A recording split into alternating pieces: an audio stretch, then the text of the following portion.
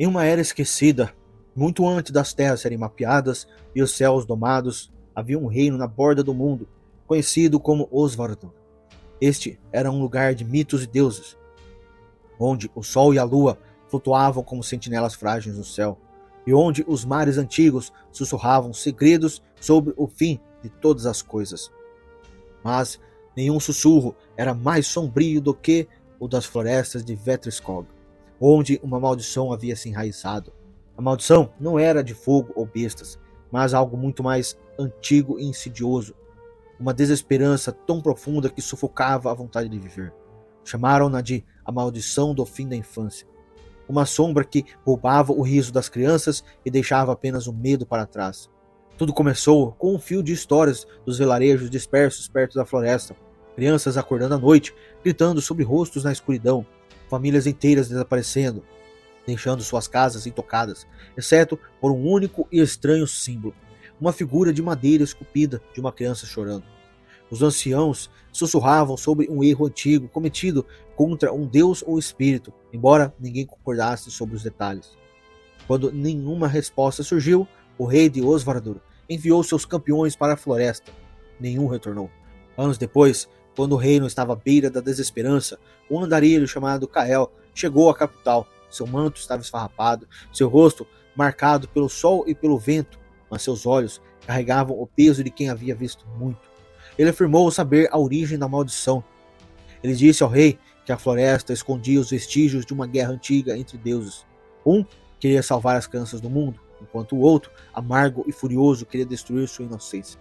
Lutaram até as árvores sangrarem, e sua guerra manchou a terra para sempre. O deus da alegria caiu, traído pelos mortais, e o outro prendeu seu espírito à terra. Foi por isso que a floresta chora. O rei zombou, descartando a história de Kael como delírios de um louco. Mas a rainha, que havia perdido seu único filho para a maldição, implorou-lhe para tentar e sussurrou-lhe que, se falhasse, não retornaria, mas se tivesse sucesso, seria mais do que um salvador, seria a esperança renascida. Kael aceitou solenemente. Pediu apenas sua espada, uma lanterna e a bênção da rainha. Kael entrou em Vetriskog quando as primeiras folhas do outono começaram a cair. Seus tons flamejantes em forte contraste com a escuridão sobre o dorsal das árvores. O ar ficou mais frio conforme ele avançava. A luz da lanterna parecia diminuir como se consumida pela floresta. Não demorou muito até que ele sentisse o desespero. Ele se instalou sobre ele como uma névoa espessa, roendo seus pensamentos. Lembranças de suas próprias falhas começaram a vir à tona. Uma aldeia que não salvou, uma família que amaldiçoou seu nome, uma criança que morreu em seus braços. Ele tropeçou segurando o punho da espada para se equilibrar. Foi então que ouviu a primeira voz sussurrando seu nome, suave como o vento entre as folhas. Ele se virou, mas não havia nada ali. Apenas as árvores, cujos galhos retorcidos eram como mãos esqueléticas estendendo-se para o céu. Então viu algo, um brilho tênue à distância. Seguiu suas botas estalando na vegetação quebradiça. O brilho o levou até uma clareira, onde uma única árvore se destacava das demais. Seu tronco estava enegrecido, como se tivesse sido queimado. Seus galhos nus. À sua base estavam dezenas das figuras de madeira que ele ouvira falar, cada uma esculpida com o rosto de uma criança torcida em agonia. Ao se aproximar, o ar parecia pulsar com malevolência. Uma figura surgiu das sombras, envolta em trapos esfarrapados, com o rosto oculto por um capuz. Em suas mãos, ele segurava uma figura de madeira incompleta, com feições grosseiras, mas inconfundivelmente de uma criança. Você veio para morrer, disse a figura, sua voz reverberando de forma sobrenatural. A figura riu, um som como folhas secas se esfarelando. Você acha que pode acabar com o que foi iniciado pelos deuses? Tolo! A maldição está ligada ao sangue desta terra. O riso das crianças a alimenta. O seu silêncio a sustenta. Para acabar com ela, você teria que sacrificar aquilo que nenhum mortal pode suportar perder. Kael apertou o punho da espada e exigiu que a figura dissesse quem era e por que a maldição existia. A figura se aproximou e Kael sentiu o peso de sua presença como uma tempestade pressionando sobre ele. Eu não sou um deus, disse. Sou uma memória, o eco de uma traição. Quando os deuses lutaram pelas crianças, os mortais escolheram um lado, escolheram errado, e agora pagam o preço. Eu sou a mão que coleta sua dívida. Kael não sabia quanto tempo ficou ali, congelado pelas palavras da figura, mas então ele se lembrou do rosto da rainha, suas lágrimas, enquanto falava de seu filho perdido. Kael então disse que, se a maldição estava ligada ao sangue, então o sangue poderia quebrá-la. A figura inclinou a cabeça e zombou de Kael por sua coragem, acrescentando que o sacrifício de Kael não seria suficiente. Para acabar com a maldição, ele teria que atacar seu coração. Ele teria que despertar o Deus que dorme sobre a floresta, e para fazer isto, ele teria que oferecer sua alma. Kael hesitou. Sua alma? Estava ele pronto para enfrentar a eternidade que talvez o aguardasse?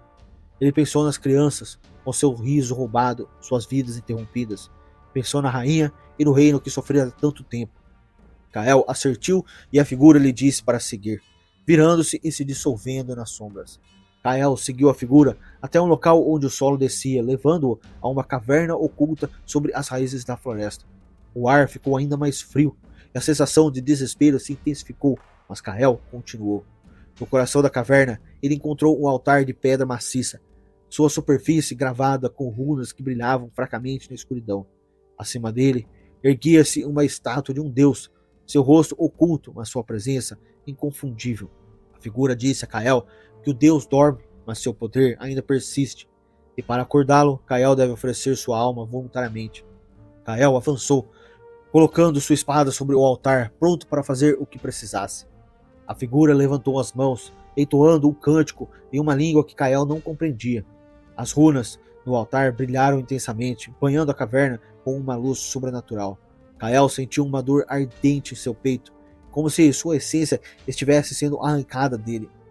Mas então a estátua se moveu, seus olhos se abriram, brilhando como dois sóis, e a caverna tremeu. A figura caiu em silêncio, e o desespero que pairava sobre a floresta se dissipou, substituído por um silêncio profundo. Com uma voz como trovão, o deus perguntou quem ousava perturbar seu sono. Kael caiu de joelhos e respondeu que um mortal, apenas um mortal, buscava acabar com a maldição da terra. O deus o observou por um longo momento antes de acenar com a cabeça, aceitando o seu sacrifício para quebrar a maldição, mas avisando que nenhum ato de coragem é sem consequências. Com isso, o deus desapareceu e a caverna começou a desabar. Kael mal conseguiu escapar com vida, tropeçando para fora da floresta enquanto o sol nascia. Quando Kael retornou à capital, encontrou o reino transformado. As crianças riam e brincavam nas ruas, e a rainha chorava lágrimas de alegria, mas Kael, ele mesmo, estava para sempre mudado. As palavras do Deus ecoavam em sua mente e ele sabia que seu tempo era curto. Ele deixou o reino naquele mesmo dia, desaparecendo na floresta. Alguns dizem que ele se tornou uma lenda, vagando pelas terras e protegendo os necessitados. Outros dizem que ele pagou o preço final por sua coragem, sua alma ligada à floresta que libertara. Mas uma coisa é certa: a maldição do fim da infância não existia mais, e o reino de Osvardur jamais esqueceria o homem que o salvara. Então, o que você acha que aconteceu com Kael? Talvez ele ainda esteja por aí, observando, esperando, protegendo-nos da escuridão.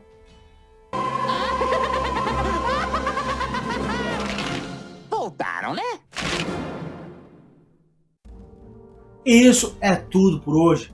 Porém, existem muitas crônicas antigas de reinos esquecidos para compartilhar. Antes de sair, não esqueça. Primeiro, se você não faz parte do clã MacLeod, clica no botão inscrever-se para ser parte do clã. Segundo, deixe seu gostei para que o YouTube saiba que essas crônicas devem alcançar outros. Dessa forma, você pode ajudar a espalhá-las pelos 4 cantos do reino. E em terceiro lugar, marque o ícone do sininho para que você possa ser notificado sobre novas crônicas. E até a próxima crônica. Os antigos deuses possam guiá-lo em seu caminho.